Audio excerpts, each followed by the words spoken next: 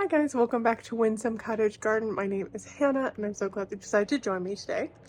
We are in the home garden and it's time to do a little spring cleanup here. I haven't spent a ton of time in this garden yet, but I'm excited to dive in. It's a little bit of a blank slate. I got this house at the end of September last year, so I definitely looked around at everything, but it's my first spring and I've got big plans. So, in this video, I thought what I'd do is just kind of go through the beds up near the house, doing my normal spring cleaning type of things, and we'll see how far I get. I also am going to do some flagging of plants that I want to divide and or move. There's a number of plants that are in the wrong spot because they're sun-loving plants in deep shade. So I don't think in this video, but my plan is to pull them out because they're not going to stay there. And I like blank slates and I'll put them with the rest of my holding area so I know what I have when I'm looking at different spaces. So that is the plan today. It's a hive of activity outside, which is why we're starting in the garage.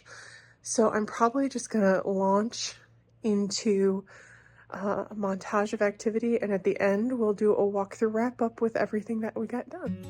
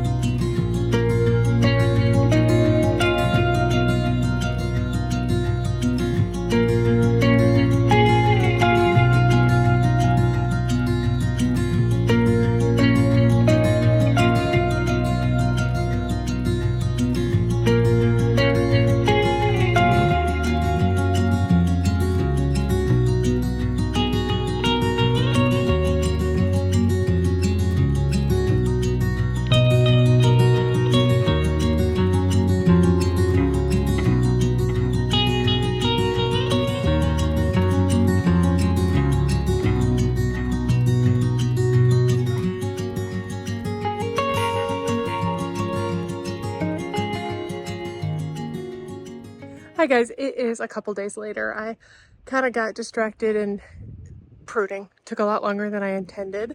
So I thought I'd walk you through the nicely done space and point out a couple things that I'm planning on moving, as well as some plans I have for this space as well, because I haven't really talked much about the front yard yet. There is not a ton in these beds to begin with, and actually there was a couple things that I was like, are you a thing? Okay, this is a thing here. I think my guess is it's probably a Siberian iris of some kind, maybe variegated looking at this, but I can't tell exactly what, so I'm gonna have to live with that for a bit.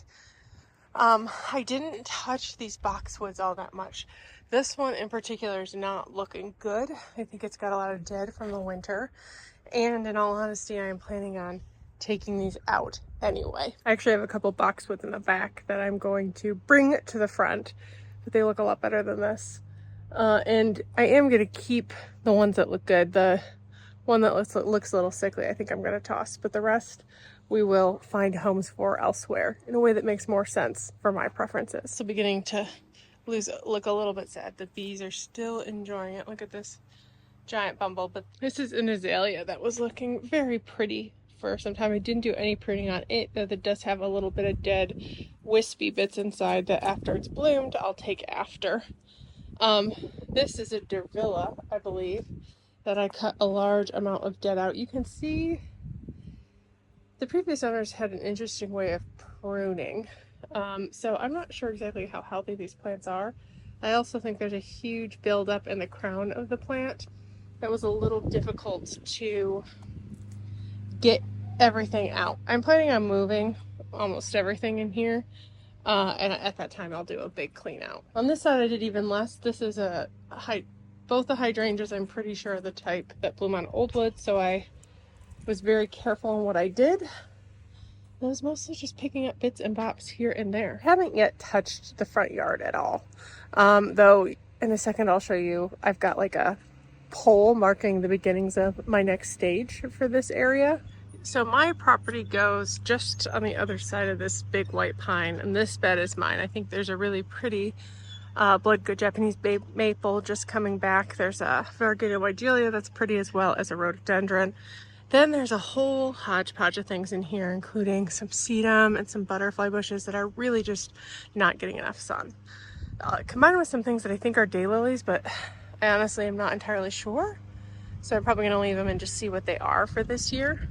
Over here you can see some interesting choices as well, and that they have this landscape fabric everywhere. Unfortunately, in most places it is like 6 inches deep, so that's going to be a bear to get out. We also have what I think is some nepeta, 9 bark of some kind that's pretty, that if I can remove it, I'd like to move it away from where these trees are, in addition to a burning bush that I'm just going to take out because it has been